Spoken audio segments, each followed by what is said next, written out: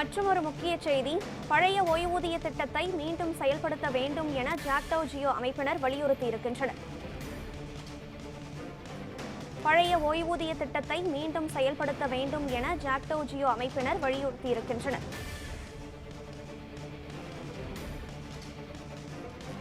நிதியமைச்சர் தங்கம் தென்னரசு உள்ளிட்ட 4 அமைச்சர்களுடனான பேச்சுவார்த்தைக்கு பிறகு ஜாக்டோ ஜியோ அமைப்பினர் இத்தகைய செய்தியை வெளியிட்டிருக்கின்றனர். ஆட்சிக்கு வந்த பிறகு பழைய ஓய்வூதிய திட்டத்தை செயல்படுத்துவோம் என்று கூறியும் இதுவரை திமுக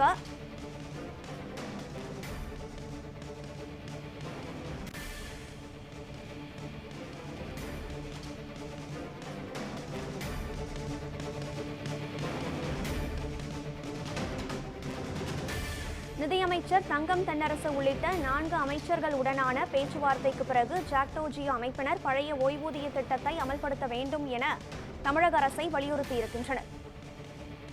மேலும் ஆட்சிக்கு வந்த பிறகு பழைய ஓய்வூதிய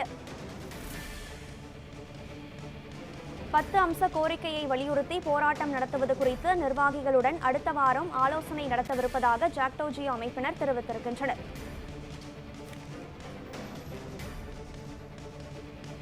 பழைய ஓய்வூதிய திட்டத்தை மீண்டும் செயல்படுத்த வேண்டும் என ஜாக்டோ ஜியோ அமைப்பினர் வலியுறுத்தியிருக்கின்றனர்.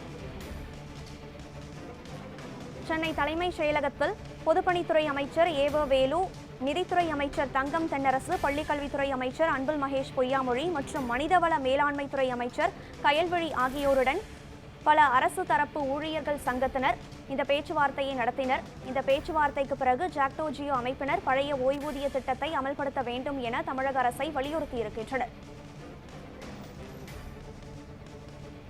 நிதியமைச்சர் தங்கம் தென்னரசு, ஏவ வேலு, பள்ளிக்கல்வித்துறை அமைச்சர் அன்பில் மகேஷ், மனிதவள மேலாண்மைத்துறை அமைச்சர் கயல்விழி ஆகியோருடன் அரசு ஊழியர் சங்கத்தினர் பேச்சுவார்த்தை நடத்தினர் சென்னை தலைமைச் செயலகத்தில். அதனைத் தொடர்ந்து எதிர்பார்த்தோம். ஆனால் இந்த ஆட்சி கால வரையின்றி அதை சரணடைப்பை ஒத்திவைத்திருக்கிறது. வருத்தமான நிகழ்வாக நாங்கள் தொடர்ந்து பதிவு செய்திருக்கின்றோம். ஆகவே சரணடைப்பு சலுகையை மீண்டும் இந்த அரசு வழங்க வேண்டும் என்ற கோரிக்கையை நாங்கள் முன்வைத்திருக்கின்றோம்.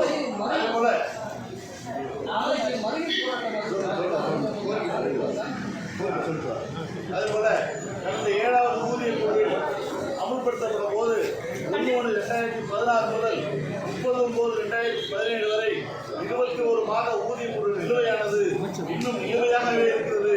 அதை வழங்கிட வேண்டும் என்ற கோரிக்கையை நாங்கள் முன்வைத்திருக்கிறோம்.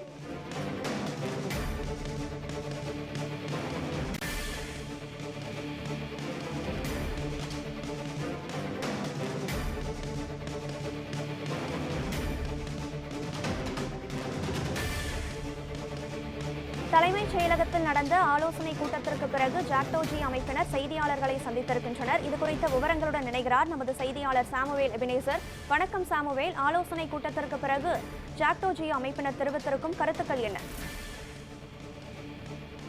கனகதாரா, இன்று அரசு ஊழியர்கள் சங்கம் மற்றும் ஜாக்டோ ஜியோ அமைப்பு அமைச்சர்கள் அடங்கிய குழுவினரிடம் இன்று பேச்சுவார்த்தையானது நடைபெற்றது. குறிப்பாக தற்போது அதாவது அரசு ஊழியர்களுடைய கோரிக்கைகளை அமைச்சர்கள் முன்னிலையில் குறிப்பாக அமைச்சர் ஏவா வேலு மற்றும் தங்கம் தென்னரசு மற்றும் அதே போல அமைச்சர் அன்பில் மகேஷ் பொய்யாமொழி மற்றும் கயல்விழி ஆகியோர் தலைமையில் இந்த கூட்டமானது தற்போது நடைபெற்று வருகிறது. இந்த கூட்டத்தில் தற்போது ஜாக்டோ ஜியோ அமைப்பினரிடம் தற்போதுதான் பேச்சுவார்த்தையானது தொடர்ந்து நடைபெற்று வருகிறது. முன்னதாக அனைத்து ஆசிரியர்கள் சங்கம் சார்பாக பேச்சுவார்த்தையானது நடைபெற்றது. இந்த பேச்சுவார்த்தையின் போது அவர்கள் 10 அம்ச கோரிக்கைகளானது முன்வைத்திருந்தனர். பழைய ஓய்வூதிய திட்டத்தை உடனடியாக அமல்படுத்த வேண்டும். அரசு தரப்பில் அதாவது நிர்ணயித்திருக்கக்கூடிய குழு இந்த பழைய ஓய்வூதிய திட்டத்தை 9 மாதத்துக்குள்ளாக அவர்கள் அதாவது பரிசீலித்து தாக்கல் செய்ய வேண்டும் என்ற ஒரு குழு ஒன்று அமைத்திருந்தனர். அது 9 மாதம் என்பது நீண்ட காலமா இருப்பதால் உடனடியாக அதை திரும்ப பெற்று 22 ஆண்டுகளுக்கு முன்பதாக இருந்த பழைய ஓய்வூதிய திட்டத்தை உடனடியாக அமுல்படுத்தப்பட வேண்டும் என்று அனைத்து அதாவது அரசு ஊழியர்கள் சங்கம் சார்பில் இந்த கோரிக்கையானது முன்வைக்கப்பட்டிருந்தது. இந்த கோரிக்கையை உடனடியாக பரிசீலனை செய்வதாக தற்பொழுது அமைச்சர்கள் முதல்வருக்கு கவனத்திற்கு கொண்டு சென்று பின்னர் இது தொடர்பான அறிவிப்பானது அளிக்கப்படும் என தெரிவித்திருந்தனர். இந்த நிலையில் அனைத்து ஊழியர்கள் சங்க சார்பில் நாளை அறிவிக்கப்பட்டிருந்த இந்த போராட்டம் போராட்டமானது தற்போதைக்கு நடைபெறாது என்றும், அதே போல இதே போராட்டம் அளவு பதில் வரவில்லை என்றால் அடுத்த மாதம் நடைபெறும் எனவும் தெரிவித்திருந்தனர். இந்த நிலையில் தற்போது ஆசிரியர்கள் கூட்டமைப்பு சார்பாக ஜாக்டோ ஜியோ அந்த கூட்டமைப்பினருடன் தற்போது அமைச்சர்கள் பேச்சுவார்த்தையில் ஈடுபட்டு வருகின்றனர். இந்த பேச்சுவார்த்தையின் இறுதியில் தான் நாளை அவர்கள் அறிவித்திருந்த இந்த ஆர்ப்பாட்டமானது நடைபெறுமா அல்லது வாபஸ் பெறுவார்களா என்று அந்த கூட்டத்தின் முடிவில் தான் தெரிய வரும். தகவல்களை வழங்கியமைக்கு நன்றி சாமுவேல்.